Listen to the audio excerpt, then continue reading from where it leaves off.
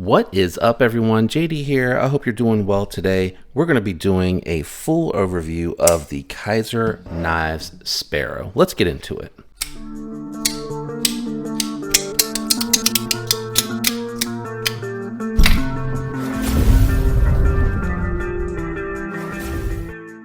What I'll be doing today is going to do some size comparisons, profile comparison, check the weight on the knife, and then we're going to go ahead and jump into my thoughts and impressions. Let's go ahead and get started.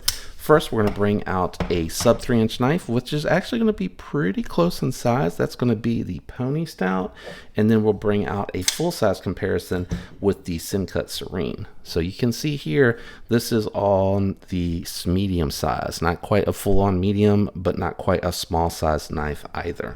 Let's go ahead and move the Serene out of the way. We're going to bring out another full-size comparison. That is going to be the Tactile Knife Maverick, as I completely whiff on that deployment. Let me move this out of the way, and we'll bring out a medium knife to compare to the Sparrow. So here's what I would consider a medium knife with the Demco AD 20.5. You can see the Sparrow's not quite as big, but again, not quite as small as Pony Stout. All right, let's go ahead and move the Maverick out of the way. We're going to go ahead with the ProTech Mordax as a full-size comparison, and we're going to bring out another medium knife, and that is going to be the Benchmade Bug Out, which is going to be more of that medium-sized knife. And as you can see here, not quite as big as that. I'm going to move the Bug Out really quick and bring out a sub 3-inch knife, which I would consider medium as well. And you can see that the Para 3 just a little bit longer on both ends, and you got a little more curvature going and angle going with the blade and the handle.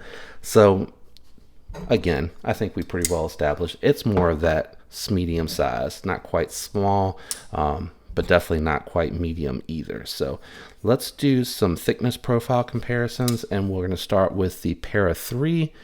As you can see here with the Applied Weapon Tech scales, that Sparrow is thicker with those steel liners and micarta scales on top. And then we're going to do the Pony Stout, because the Pony Stout has nested liners and micarta scales on top.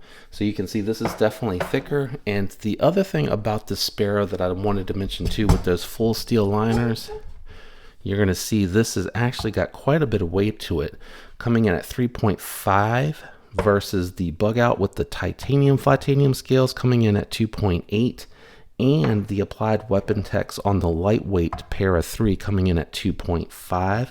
And let's do the Pony Stout since we're here, coming in at 3. So take that into consideration. All three of those knives are at 3 ounces or less, and you're coming in at 3.5 with this medium knife. I bring that up because you actually can definitely feel that this has some additional weight going on with it.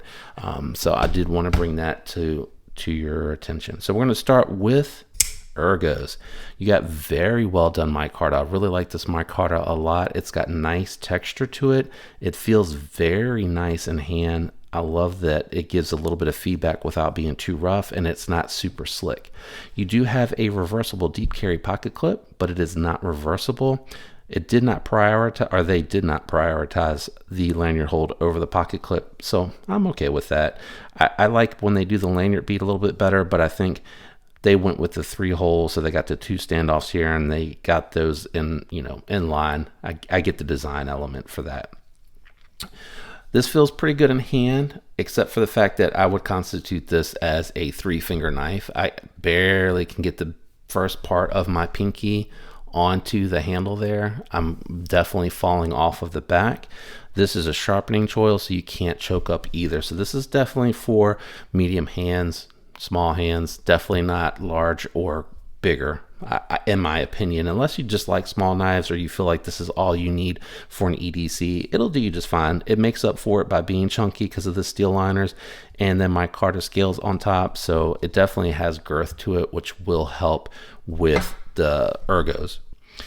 Now, the pocket clip, with Kizers, I've found that they always do a good job of the design here. Nice fold over, nice and wide, so that it doesn't feel sharp against the hand when you're holding it in hand.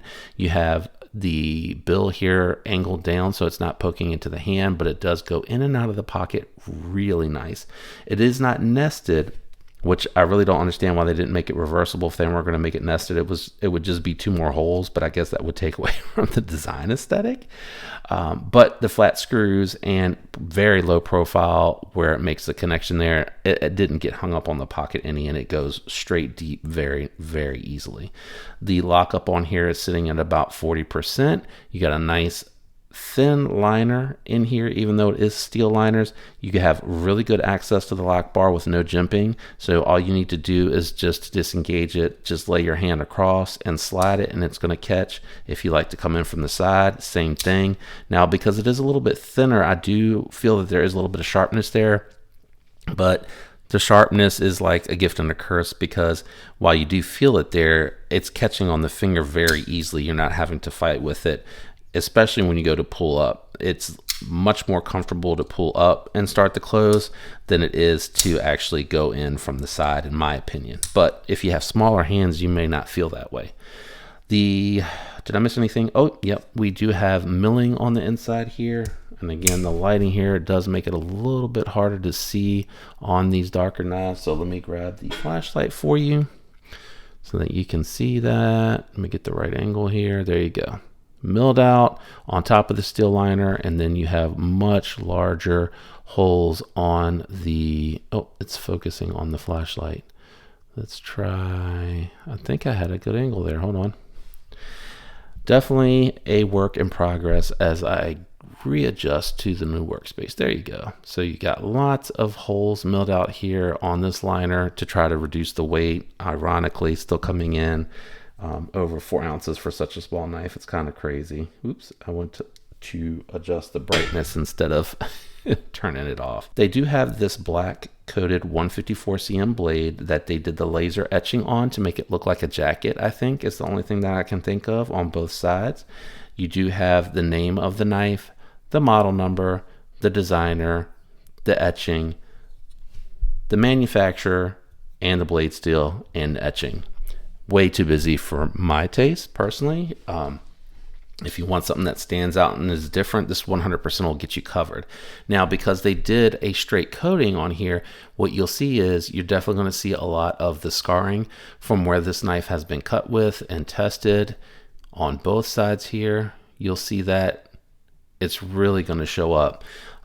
I probably would go for like that stonewash variant of this one. If I was going after this knife, if it was my cup of tea, that would be where I would go. The flat grind too, because they, in my opinion, wanted to make space for the logo. I feel like they just could have gone all the way up to the hole, and they could have even gone up a little bit into the hole with the flat grind to keep it thinner. So as a result, even though it's not a super thick blade stock, but it could be thinner going through the materials if they decided to carry that up a little bit more. The plunge grind does stop behind the edge here, but it's probably going to be really thick and eventually get a smile if you use this a bunch and you end up needing to sharpen it. I would think if you're using this for EDC, it's not going to get a ton of use. If you wanted the black, I mean, I would do a black wash personally. I think a black wash looks better. I think it hides things a little bit better because you have that, worn out look all over it. So I think the black wash just ultimately, just to me, looks a little bit better. So if this were mine, I would definitely be putting it in the tumbler. All in all though, action, really nice. Flipper tab, even though it's super low profile, that thing fires. Detent on this is dialed. Opening hole, definitely fires. Really stout detent for a small knife. Almost couldn't open it there because it wasn't sharp enough. That's the other thing with this type of coating, where it's shiny, it ends up feeling a little bit slick. So you have to really kind of push into the hole to open it, but it is very satisfying deployment sounds.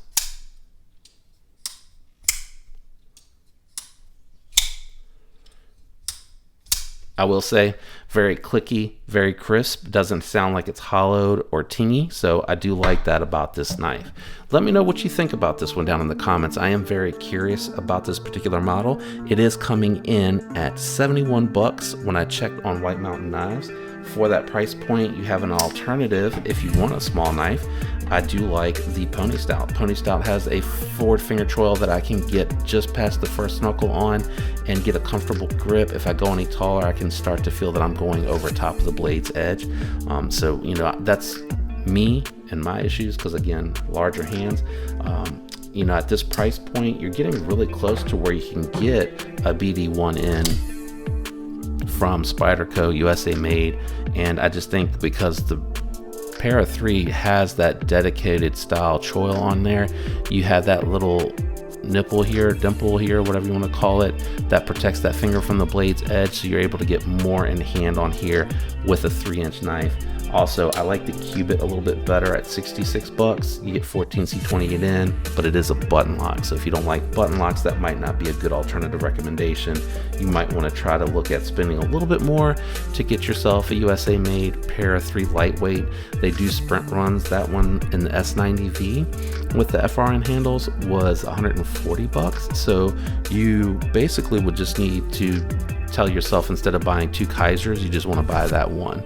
So that's just some alternative options. It's a very well built knife, and if you like the design aesthetics, very easy to recommend. And again, the micarta on here, fantastic. D10 and action are really solid on this one. Very cool little knife. I was glad to get it to check it out, and now it's going to be going on to the next person to review. Shout out to everyone out there that leaves the likes, the comments, and is subscribed. I appreciate each and every one of you. I hope you have a fantastic week, and until next time, peace.